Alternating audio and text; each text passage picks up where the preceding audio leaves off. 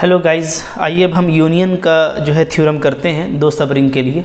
देखिए क्या है थ्योरम है हम लोगों के पास में कि अगर आपके पास दो यूनियन ऑफ टू सब ring may not be a subring, ठीक है, ये मेरा थ्योरम है। ओके, कि दो जो सब रिंग है उसका यूनियन एक सब रिंग नहीं भी हो सकता। तो ये तो आप एक एग्जाम्पल से भी दिखा सकते हैं, ठीक है। अच्छा, तो लेकिन अगर ये थ्योरम आता है क्या कि यूनियन ऑफ टू सब रिंग इज़ अ सब ring if one content in other, ठीक है, मतलब दो सब रिंग का यूनियन तभी सब रिंग हो पाएगा जब क्या होगा, जब एक दूसरे में कॉन्टेंट करेगा। मतलब ये है कि अगर दो सब रिंग है H1 और H2, तो H1 यूनियन H2 तभी सब रिंग हो पाएगा जब या तो H1 H2 में कॉन्टेंट करता हो, यानी H1 H2 का सबसेट हो, या तो H2 H1 का सबसेट हो, ठीक है। तो ये जो थ्योरम है ना, इसको कह लीजिए कि ये जैसे थ्योरम है आपका,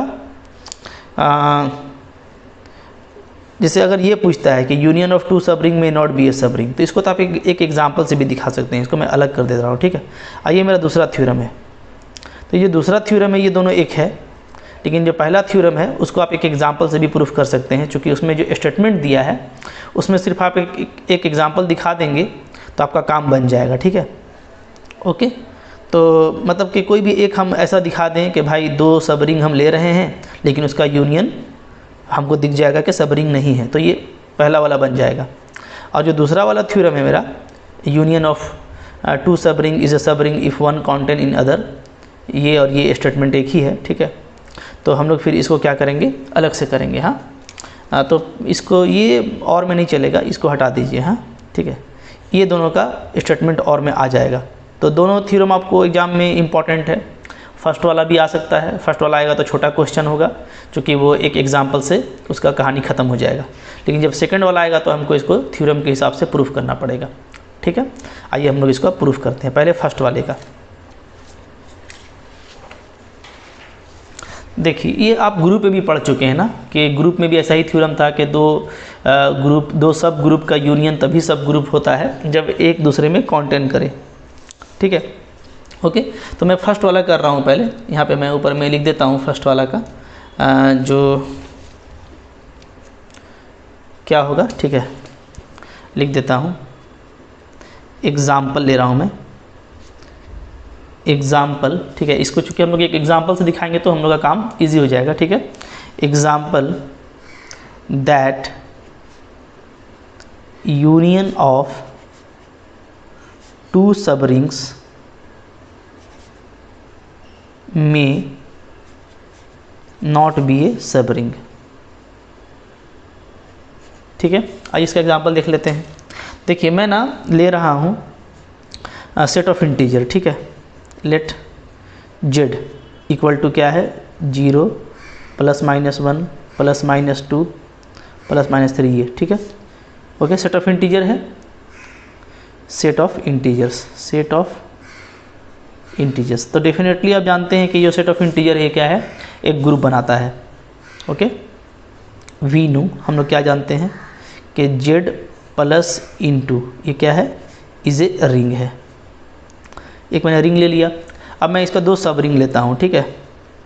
लेट 2z, चूँकि मैंने अभी आपको बताया था पीछे वीडियो में कि nz जो होता है, मतलब z में कुछ भी आप नेचुरल नंबर से मल्टीप्लाई करेंगे तो जो भी nz तैयार होगा वो सारा सब रिंग होता है, ठीक है।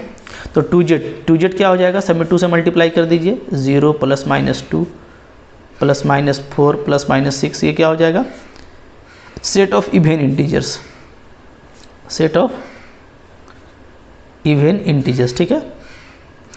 इज़, चूँकि ये उसका सबसेट है, उसके अंदर में आता है, तो क्या लिखेंगे, इज सब रिंग ऑफ किसका, जेड प्लस इंटू, ठीक है। इसी तरीके से एक मैं ले रहा हूँ 3z, तो 3z आप देखेंगे तो ये क्या होगा, ये होगा 0 +- 3 +- 6 +- 9, ऐसा चलेगा।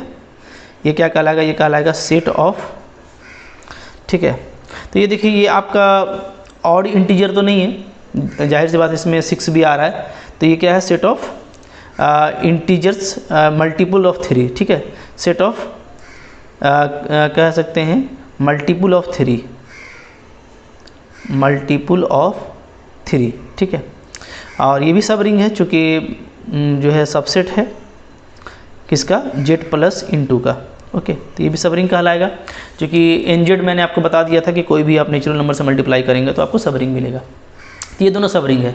अब आप दोनों को थोड़ा यूनियन लेके देखिए। नाउ अब मैं क्या कर रहा हूँ कि 2z और यूनियन 3z मैं कर रहा हूँ, ठीक है। अगर आप ये दोनों का यूनियन करेंगे तो क्या आएगा, 0 दोनों में है, +-2 +-3 +-4 +-6 +-9 ऐसा मिलता चला जाएगा, ठीक है।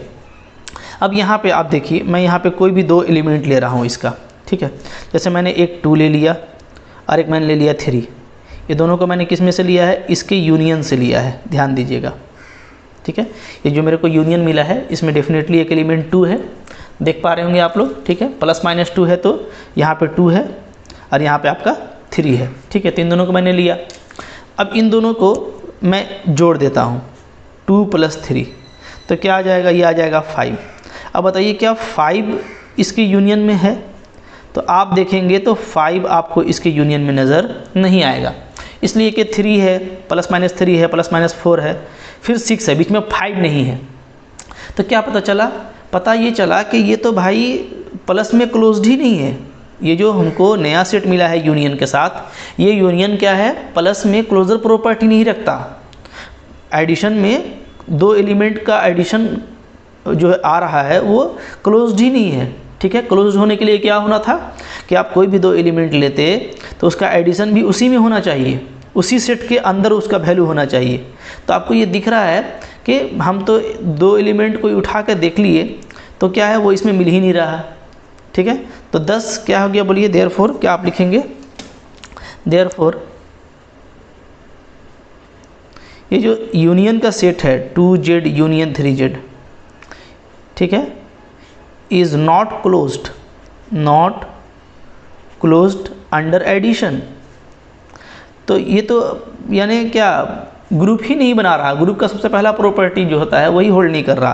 तो जो 2z यूनियन 3z है क्या है, इज़ नॉट ए ग्रुप, एक ग्रुप ही नहीं है, ये is not a group under addition, ठीक है।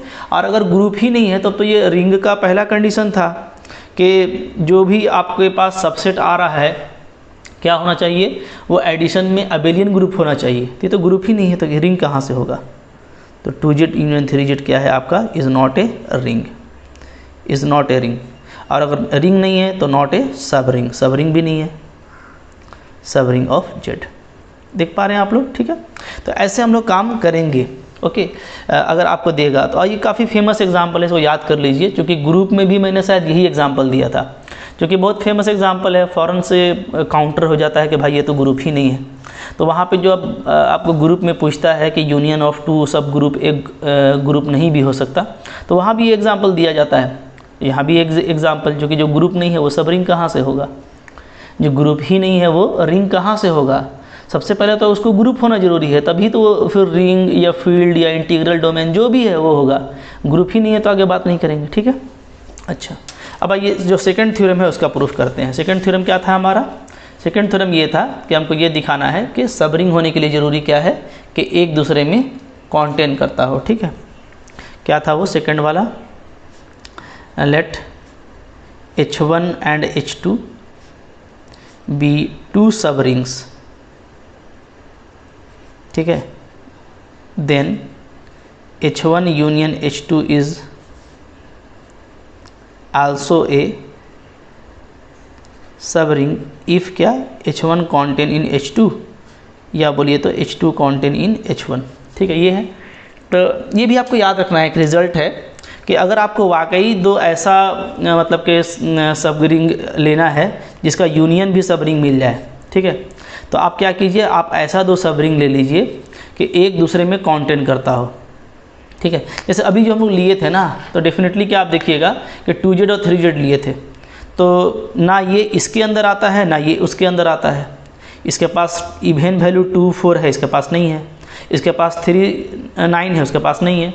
तो अगर आप ऐसा 2 ले लेंगे कि कोई ना कोई एक दूसरे के अंदर आएगा, तब आपको फिर यूनियन में काम चल जाएगा। ठीक है, ये आपको लॉजिकली भी समझ में आ रहा होगा। ठीक है, आइए इसका प्रूफ कर लेते हैं हम लोग। प्रूफ देखिए कैसे प्रूफ करेंगे। लेट ले लेता हूँ मैं, late H1 and H2 be two subrings, okay, of a ring R plus into। ठीक है, दो सब रिंग मैंने ले लिया। ओके, अच्छा, तो पहले ऐसा करते हैं कि इसको हम इसका यूनियन को हम सब रिंग सपोज कर लेते हैं। ठीक है, फिर हम ये दिखाएंगे। Let H1 union H2 is also a subring of R। तो दिखाना क्या पड़ेगा, टू शो, ये दिखाना पड़ेगा कि H1 जो है H2 में कॉन्टेन करेगा या तो H2 जो है वो H1 में कॉन्टेन करेगा। ठीक है, आइए दिखाते हैं हम लोग। ठीक है, इसको दिखाने का तरीका ये है, क्योंकि ये ग्रुप में भी ये थ्योरम था तो आपको याद होगा। क्या तरीका है, इसका आप काउंटर ले लीजिए। ठीक है, if possible let H1 not contain in H2। ठीक है, and H2 not contain in H1। ऐसा हम ले लेते हैं कि मान लेते हैं कि भाई ये संभव है, तो चलो ठीक है ना, H1 H2 में कॉन्टेन करता है ना H2 H1 में कॉन्टेन करता है। ठीक है, अब आइए लेट ऐसा होगा तो क्या होगा, अगर हम दो एलिमेंट ले लें H1 यूनियन H2 का। ठीक है, ओके, क्योंकि H1 यूनियन H2 तो हम लोगों ने क्या है, सब रिंग लिया हुआ है, ये हम लोग का ठीक है मेन चीज़ है, क्योंकि हम लोगों ने इसको सपोज किया है। अब देखिए, तो यहाँ से क्या आ जाएगा, यहाँ से आ जाएगा ए बी अगर दोनों में है तो डेफिनेटली क्या होगा बताइए, चूँकि H1 ना H2 में कॉन्टेन करता है और ना ही H2 H1 में कॉन्टेन करता है, तो क्या होगा, ए अगर H1 में होगा, ठीक है, तो क्या होगा आपका ए H2 में नहीं होगा। ओके, और B अगर H2 में है तो H1 में नहीं होगा। बात समझिएगा। ठीक है, हम क्या लिख रहे हैं, हम लिखते हैं जैसे हमने कोई भी दो एलिमेंट लिया ना, कोई भी दो एलिमेंट मैंने क्या लिया है, ए बी, किस में लिया है, यूनियन में। तो आप समझिए, यूनियन में तो मैंने ले लिया, तो यूनियन में लेने का मतलब ये होगा कि जैसे ए और बी दोनों का यूनियन में है, तो हो सकता है ए क्या हो, H1 में हो और बी मेरा H2 में हो, बी मेरा H2 में हो। इसलिए कि अगर दोनों में होगा तब तो फिर हो नहीं सकता ना, क्योंकि H1 H2 के अंदर नहीं है, तो जो H1 के पास होगा वो H2 में नहीं होगा, और जो H1 में नहीं होगा वो H2 में होगा। ठीक है, यही इसका मतलब है कि एक दूसरे में कॉन्टेन नहीं करता है। क्लियर? अच्छा, तो ये हम लोग विदाउट लॉस ऑफ जनरलिटी ले सकते हैं, कोई इसमें दिक्कत नहीं है। ठीक है, एक एलिमेंट को मैंने H1 में ले लिया और दूसरे एलिमेंट को मैंने H2 में ले लिया। ठीक है, अच्छा, बट H1 H2 आपका क्या है, H1 यूनियन H2 क्या है, ये आपका है सब ग्रुप, इज ए सब ग्रुप, ये आपका क्या है, सब ग्रुप है। ठीक है, चूँकि वो सब रिंग दिया हुआ है तो डेफिनेटली क्या होगा, सब ग्रुप होगा। ठीक है, सिंस मैं लिख देता हूँ H1 यूनियन H2 क्या है, इज ए सब रिंग। अगर ये सब रिंग है तो डेफिनेटली क्या है, ये एक सब ग्रुप है, और अगर ये सब ग्रुप है तो बाय डेफिनेशन से क्या आ जाएगा बताइए, तो बाय डेफिनेशन से आ जाएगा कि A माइनस बी क्या होना चाहिए, H1 यूनियन H2 में होना चाहिए। ठीक है, ओके, अच्छा, तो ये सब ग्रुप का डेफिनेशन से आ गया, मैंने आपको ये दिखाया था। अच्छा, अब आप देखिए कि यहाँ से ये आ जाएगा कि अगर ये दोनों का यूनियन में है तो एक बात होगी कि या तो ये H1 में होगा, ठीक है, और क्या होगा, H2 में नहीं होगा, क्योंकि क्या है आपका H1 H2 में कॉन्टेन नहीं करता। ठीक है, तो ये कंडीशन हम ले सकते हैं कि A माइनस बी H1 में है और H2 में नहीं है, इसको आप कर दिए से। ठीक है, विदाउट लॉस ऑफ जनरलिटी हम कोई एक कंडीशन यहाँ पे ले लिए हैं। क्लियर है? अच्छा, अब देखिए, नाउ B जो है वो मैंने किस में लिया है, H2 में लिया है, ध्यान दीजिएगा। तो B क्या है, बिलोंग्स टू H2 है। ठीक है, B को नहीं लेता हूँ, A को ले लेता हूँ। ठीक है, यहाँ पे मेरा A से काम हो जाएगा। अच्छा, कहीं पे एक सुधार लेते हैं हम लोग, ऐसा कर लेते हैं ना कि इसको H1 में नहीं मान लेते, A minus B not belongs to H1, और बिलोंग्स टू ले लेते हैं H2, ठीक है। थोड़ा सा आप कुछ भी कर सकते थे, ठीक है, आप अगर वो लिए थे तो यहाँ पे भी, लेकिन मैं ज़्यादा काट छाट नहीं करना चाहता, तो ये मैंने बिलोंग्स लिया है, यहाँ पे नॉट नहीं है, ठीक है, ध्यान दीजिएगा। हाँ, यहाँ पे मैंने नोट कर दिया कि A माइनस बी मेरा H1 में नहीं है और H2 में है, किसी भी एक में ले सकते हैं। तो आप देखिए सेटिंग कैसे करेंगे। अच्छा, B आपके पास H2 में है, B बिलोंग्स टू H2 है, ठीक है, ओके। इसको अगर आपको समझना है ना तो आप इक्वेशन ले लीजिए ताकि आपको ज़्यादा दिक्कत ना हो, ठीक है। तो इसको मैं ले लेता हूँ 1, इक्वेशन 1 ले रहा हूँ मैं, ठीक है। और ये तो मेरा स्टेटमेंट है, यहाँ से तो ये चला ही आ रहा है। तो B बिलोंग्स टू H2 ये मैंने लिया कहाँ से, यूजिंग 1, ठीक है, ओके। अच्छा, और यहाँ से क्या है, एंड A माइनस बी जो है ये भी बिलोंग्स कर रहा है किस में, H2 में। इसको आप चाहे तो इसको 2 आप ले सकते हैं, ये जो लाइन हम लोग का बनाया है स्टेटमेंट, ये 2, ठीक है। ये क्या आ गया आपका, यूजिंग 2, ठीक है। तो अब इन दोनों को हम क्या कर सकते हैं, ज्वाइंट कर सकते हैं ऐसे करके। तो देखिए क्या होगा, A माइनस बी और प्लस बी, ये भी H2 में होना चाहिए, ठीक है। इसलिए कि H2 आपका क्या है, H2 आपका एक रिंग है, H2 इज़ ए रिंग। अगर ये रिंग है, ठीक है, सब रिंग है डेफिनेटली, तो एक रिंग भी है। तो चूँकि ये रिंग है, ठीक है, तो क्या है, दोनों का एडिशन क्लोज्ड होना चाहिए इसमें, यानी अंडर एडिशन H2 क्या होना चाहिए, सब ग्रुप होना चाहिए, ठीक है। तो यानी कि दोनों को ऐड करेंगे तो वो H2 में आना चाहिए। तो अब देखिए आपका B भी कैंसिल हो जा रहा है, तो आपको यहाँ से क्या मिल रहा है, यहाँ से आपको मिल रहा है A बिलोंग्स टू H2। लेकिन हम लोग ऊपर देख रहे हैं कि A मेरा H2 में होल्ड नहीं करता। तो ये आपको क्या मिल गया, ये आपको मिल गया यहाँ पे contradiction of equation 1, contradiction of 1, ठीक है। जो 1 में हम लोग सपोज किए थे कि A H1 में है तो H2 में नहीं है, B H1 में नहीं है तो H2 में है, तो इसका कॉन्ट्राडिक्शन हो गया कि A H2 में नहीं दिख रहा, हम लोगों ने नहीं लिया था, लेकिन मेरे को A क्या आ रहा है, H2 में आ रहा है। तो अगर ये कॉन्ट्राडिक्शन हो गया तो इसका मतलब है कि हम लोग का जो सपोजिशन है ना, यही गलत है, क्योंकि ये जो हम लोग सपोज करके चल रहे थे तो ये सूट नहीं कर रहा है हम लोगों के प्रूफ में, ठीक है। तो ये सपोजिशन हम लोग का क्या हो गया, गलत हो गया। देयरफॉर हम लोग क्या लिखेंगे, देयरफॉर फॉर आवर सपोजिशन, हम लोग का जो सपोजिशन था, supposition that,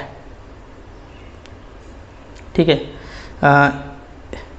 H1 not contain in H2 and H2 not contain in H1 is wrong.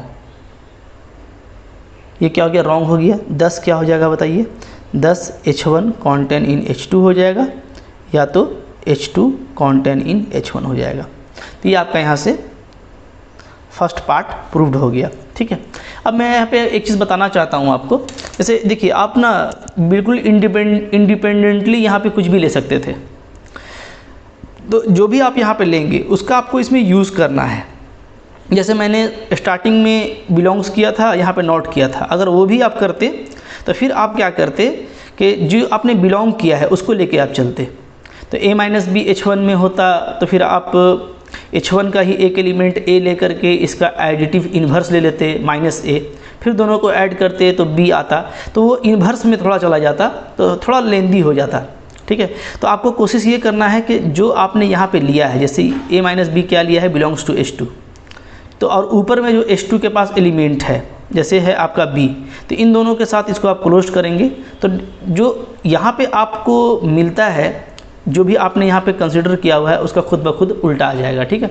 तो कुछ आप और भी करके यहाँ पे देख सकते हैं, ठीक है। कोई ज़रूरी नहीं है कि इसी वे को अपनाया जाए, लेकिन आप कोई भी ए वे लेंगे और उसको थोड़ा सिस्टमेटिकली वे में चलेंगे तो आपका जो सपोजिशन है, कोई भी सपोजिशन आप करेंगे इस तरह का कि एक में है एक दूसरे में नहीं है, तो वो उसका कॉन्ट्राडिक्शन हो जाएगा।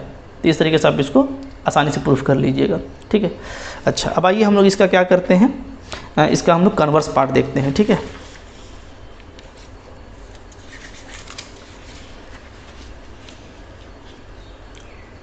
कन्वर्स पार्ट,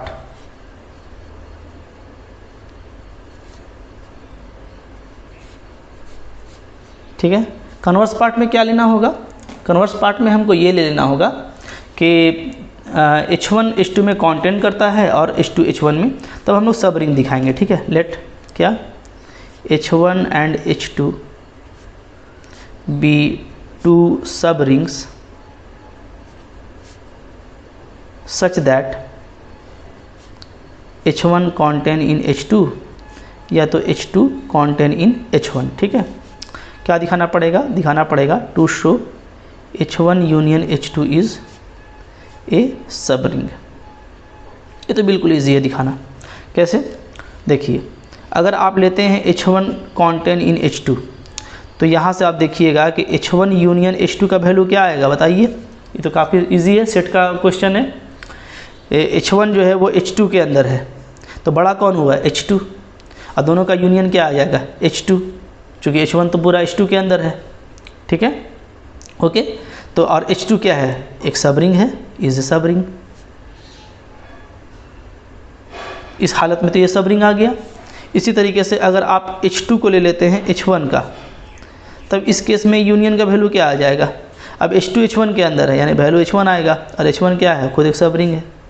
तो दोनों हालत में क्या है बोलिए? ये सबरिंग है। ठीक है, 10 इन आइदर केस, कोई भी केस हम ले लें, क्या हो जाएगा? H1 यूनियन H2 क्या आ जाएगा आपका? Is a subring. प्रूफ हो गया, काफ़ी सिंपल था। ठीक है, तो फर्स्ट पार्ट में ही थोड़ा ध्यान देना है, सेकंड पार्ट तो इसका काफ़ी इजी है। क्लियर? तो इस तरीके से हम लोगों ने देखा कि जब आप इंटरसेक्शन की बात करते हैं ना सबरिंग का, तो इंटरसेक्शन तो आपका सबरिंग मिल जाएगा, लेकिन यूनियन में जब आप सबरिंग की बात करेंगे तो आपको ये ध्यान देना पड़ेगा कि तभी सबरिंग मिलेगा ना जब क्या होगा, एक जो आपके पास सबरिंग है वो दूसरे सबरिंग में कॉन्टेन करना चाहिए। ठीक है, आई होप आपको समझ में आ गया होगा। आइए कुछ छोटी छोटी चीज़ें हैं वो भी मैं आपको यहाँ पे दिखा देता हूँ। ठीक है, देखिए क्या है। एक है आपका मल्टीप्लिकेटिव इन्वर्स एलिमेंट। ठीक है, तो बस मैंने यहाँ पे डेफिनेशन लिख दिया है, कभी कभार पूछ देता है, वरना आप तो जानते हैं मल्टीप्लिकेटिव इन्वर्स क्या होता है। ठीक है ना, उस एलिमेंट को बोलेंगे जो अंडर मल्टीप्लिकेशन क्या हो जाएगा? आइडेंटिटी के इक्वल हो जाएगा। वही बात यहाँ पे लिखा हुआ है, देखिए, let R is a ring with unity. ठीक है, R के पास क्या है? यूनिटी एलिमेंट है, यानी क्या? यानी R अंडर मल्टीप्लिकेशन क्या रखता है? मल्टीप्लिकेटिव आइडेंटिटी रखता है, यही ना मतलब है। तो let R is a ring with unity, R के पास यूनिटी एलिमेंट है, यानी 1 इसके पास एग्जिस्ट करता है, यानी इसके पास मल्टीप्लिकेटिव इन्वर्स है। ठीक है, हर तरह का लैंग्वेज में आपका माइंड में बिल्कुल डेफिनेशन सेट रहना चाहिए ताकि आपके दिमाग में उलझन ना हो। अगर आपका माइंड एब्स्ट्रैक्ट में नहीं उलझता तो आप बिल्कुल हर काम कर लेंगे, और अगर उलझेगा तो इसका मतलब है कि कुछ कमी है अंडरस्टैंडिंग में। तो अंडरस्टैंडिंग अच्छे से रखिए। ये एक सिंपल तरीका है लिखने का, और बहुत जगह मैं यूज करूँगा आगे चल करके। R is ring with unity का मतलब क्या है कि R जो है मल्टीप्लिकेशन में अपने पास आइडेंटिटी एलिमेंट रखता है। देन तब क्या, कोई भी हम ले लेंगे A belongs to R, then A belongs to R कोई भी जनरल एलिमेंट है। ठीक है, has a multiplicative inverse B, तो A का जो मल्टीप्लिकेटिव इन्वर्स है वो B कहलाएगा। कब कहलाएगा? जब A इंटू B या B इंटू A किया जाए, इसका वैल्यू क्या आ जाए? 1। ठीक है, तो ये बस डेफिनेशन है, इसको देख लीजिए, ये आप पहले से जानते होंगे, शुरू से मैं इसको बताते आ रहा हूँ। Note, 0 belongs to R has no multiplicative inverse, क्योंकि 0 भी R का एलिमेंट है। तो याद रखिएगा ना कि मल्टीप्लिकेटिव इन्वर्स हमेशा नॉन जीरो एलिमेंट का होता है। ठीक है, 0 का आप निकालेंगे मल्टीप्लिकेटिव इन्वर्स तो वो तो इन्फिनिटी हो जाएगा। ठीक है, तो that is multiplicative inverse of 0 belongs to R not exist. ठीक है, because 0 into A is equal to A, 0 into A is equal to 0 for all A belongs to R, ये हम लोग देख चुके हैं। ठीक है, ओके। तो आप ये बात याद रखिए कि जब मल्टीप्लिकेटिव इन्वर्स का बात किया जाता है तो हमेशा नॉन जीरो एलिमेंट के लिए बात किया जाता है। ठीक है, अच्छा, अब यहाँ पे देखिए एक छोटा सा थ्योरम आ रहा है, multiplicative inverse of element of ring is unique. ठीक है, multiplicative inverse of element, short में लिखा है एलिमेंट है ये, ऑफ रिंग इज़ यूनिक। इसका भी वही तरीका होगा। हम लोग थोड़ी देर के लिए सपोज कर लेते हैं कि भाई 2 मल्टीप्लिकेटिव इन्वर्स है B और B dash, B multiplicative inverses of A belongs to R। किसी एक एलिमेंट A के लिए हम लोगों ने 2 मल्टीप्लिकेटिव इन्वर्स मान लिया, कौन कौन? B और B डैश। तो ऊपर का डेफिनेशन से क्या हो जाएगा? A into B equal to 1, B into A, A into B dash equal to 1, B dash A। ठीक है, अब आप देखें यहाँ पे हम लोग बी को कैसे लिख सकते हैं, ठीक है। अगर बी को लिखना है तो लिख सकते हैं बी इंटू वन, चूँकि आर के पास यूनिटी है, आर हैज़ यूनिटी, ठीक है। तो बी इंटू वन, और वन को क्या लिख सकते हैं, तो वन को इक्वेशन 2 का यूज़ करके लिख दीजिए ए इंटू बी डैश, ठीक है। यहाँ पर मैं लिख देता हूँ यूजिंग 2, इक्वेशन 2 का यूज़ करेंगे तो वन को क्या लिख सकते हैं, ए इंटू बी डैश। तो अब क्या आ गया, बी इंटू ए इंटू बी डैश, ठीक है। फिर यहाँ पे आप लगा दीजिए एसोसिएटिव प्रॉपर्टी, क्या लगा दीजिए, एसोसिएटिव प्रॉपर्टी, ठीक है। तो क्या हो जाएगा, बी और ए एक साथ हो जाएगा, बी डैश अलग हो गया। अब बी इंटू ए वापस देखिए क्या है, 1 है, तो ये 1 हो गया, 1 इंटू बी डैश, और 1 चूँकि यूनिटी है तो कुछ भी गुना करेंगे तो बी डैश आएगा। तो यहाँ पे मैं लिख देता हूँ यूजिंग 1, जो जब यूज़ करेंगे ना वो आप लिख लीजिएगा, थोड़ा मैंने इसको शॉर्ट में बनाया है। यहाँ पे मैंने 1 से b इंटू ए को क्या लिखा है, 1, ठीक है। तो यूजिंग 1 हो गया। तो इस तरीके से देखिए क्या आ गया, जो b चल रहा था मेरा, देयरफॉर जो मेरा b था उस b का वैल्यू क्या आ गया, b डैश। तो b और b डैश एक ही है, यानी जो इन्वर्सेस है मेरा वो हमेशा यूनिक होगा, ठीक है, प्रूफ हो गया। अच्छा, यहाँ पे देखिए, यहाँ पे फिर से मैंने वही बात लिखा है जो मैंने आपको बता दिया था, we can not apply cancellation law. वो वही बात है, ठीक है, मतलब कि चूँकि ऐसा क्यों करना पड़ा, इसलिए कि भाई हम 1 1 ले करके इन दोनों को इक्वल ले करके ए और ए को कैंसिल करके प्रूफ नहीं कर सकते थे।